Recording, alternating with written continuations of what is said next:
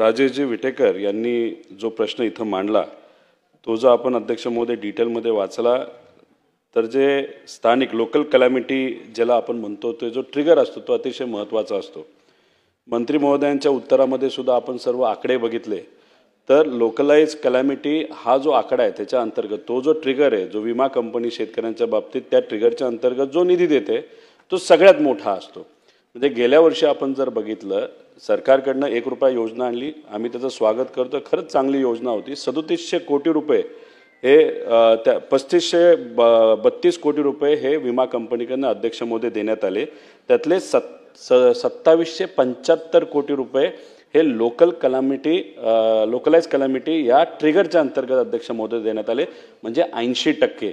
पण दुर्दैव अध्यक्ष महोदय आता असं आहे की आत्ताच्या विमा कंपनीच्या पॉलिसीमधून 4 ट्रिगर काढण्यात आलेले आहे। हे ट्रिगर महत्त्वाचं जे आहे ज्याचा सर्वात जास्त मदत शेतकऱ्याला या ट्रिगरच्या अंतर्गत मिळते हे ट्रिगर काढण्यात आलेला आहे। तर अध्यक्ष महोदय मी मंत्री महोदयांना शेतकऱ्यांच्या वतीने असा प्रश्न करतो की हा जो बदल विमा योजनेमधील झालेला आहे तो कशामुळे झाला, आणि दुसरा प्रश्न अध्यक्ष महोदय असा आहे की हा ट्रिगर अतिशय महत्त्वाचा असल्यामुळे आपण शासनाशी चर्चा करून हा ट्रिगर परत एकदा आपण विमा कंपनीशी बोलून तो इंट्रोड्यूस करणार का ज्याच्यामुळे शेतकऱ्याला त्या ठिकाणी मदत मिळू शकते। आणि शेवटचा प्रश्न असा आहे की गेल्या वर्षी 1,62 हेक्टर 1.62 कोटी हेक्टरवर 2.42 कोटी शेतकऱ्यांनी पीक विमा घेतला होता।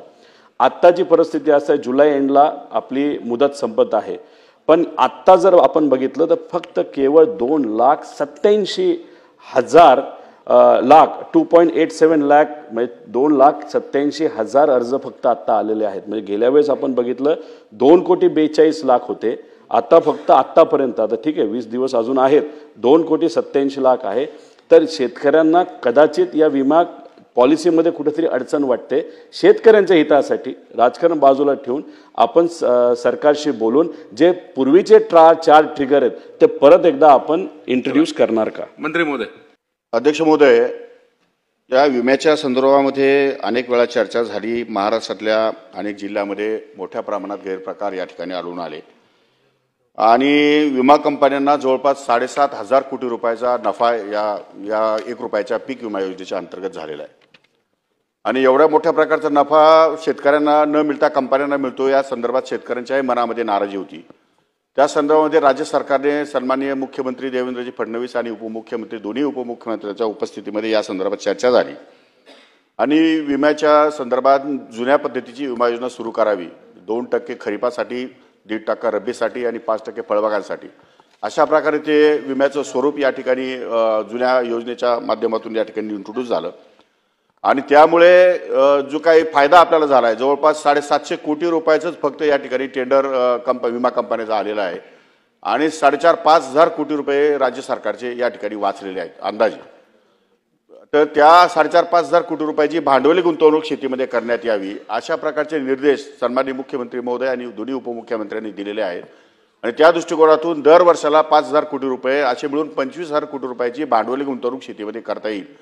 त्यासाठी ही नवीन विमा योजना या ठिकाणी सुरू केली आहे। त्यामध्ये जे पूर्वीचे 3 ट्रिगर होते ते ट्रिगर शेवटच्या ट्रिगरलाच अफेक्ट करतात। शेवटी पीक कापणी प्रयोग हा शेवटी होतो आणि पीक कापणी प्रयोगाच्या माध्यमातून उत्पादन या ठिकाणी कमी झालं तर त्याला विमा या ठिकाणी लागू होतो। त्यामुळे अशा प्रकारचे पूर्वीचे या ठिकाणी ट्रिगर कायम करता येणार नाही। अध्यक्ष महोदय, मंत्री महोदय म्हणाले की शेवटचा ट्रिगर अतिशय महत्त्वाचा असतो आणि त्याच्यावर हे 4 ट्रिगर अवलंबून असतात। अध्यक्ष महोदय, आता तुम्ही राजेश भाऊंचं जर उत्तर त्या ठिकाणी बघितलं नाही तर त्यांचा जो प्रश्न बघितला तर शेवटच्या ट्रिगर जो आहे तो सोडून सुद्धा इतर ट्रिगरला मोठ्या प्रमाणात निधी त्या ठिकाणी अध्यक्ष महोदय लागतो। आणि दुसरं अध्यक्ष महोदय, हे उत्तर थोडंसं फार वेगळं वाटलं, म्हणजे बँकेत चोरी झाली म्हणून चोराला पकडण्याच्या ऐवजी बँकेच बंद करून टाकायची अध्यक्ष महोदय। आता हे जे 4 ट्रिगर आहेत त्याच्या अंतर्गत शेतकऱ्याला आतापर्यंत मदत मिळत होती, म्हणजे जो काही योजना सरकारने याच सरकारने आणली होती।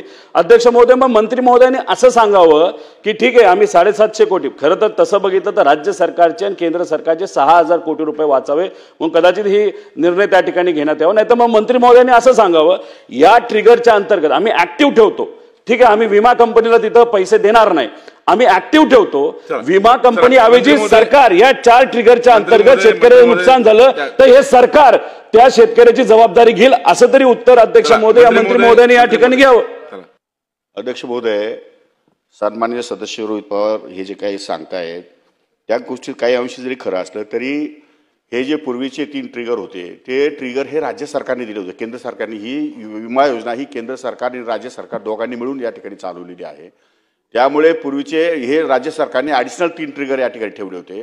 परंतु नवीन पीक विमा योजनेमध्ये अशा प्रकारचे 3 ट्रिगर कमी करून त्यामध्ये पंचनाम्याची सिस्टीम ठेवलेली आहे. शेवटी पीक कापणी प्रयोग आहे, पंचनामे आहे, परंतु पीक कापणी प्रयोगामध्ये उत्पन्न या ठिकाणी त्याचं सिद्ध होतं कमी झालं की जास्त झालं की काय झालंय आणि त्या दृष्टिकोनातून जर कमी उत्पन्न झालं असेल किंवा नुकसान झालं असेल तर त्याला त्या शेतकऱ्याला विमा कंपनीकडनं भरपाई निश्चितपणे मिळेल. अशा प्रकारची ही नवीन पीक विमा योजना आहे.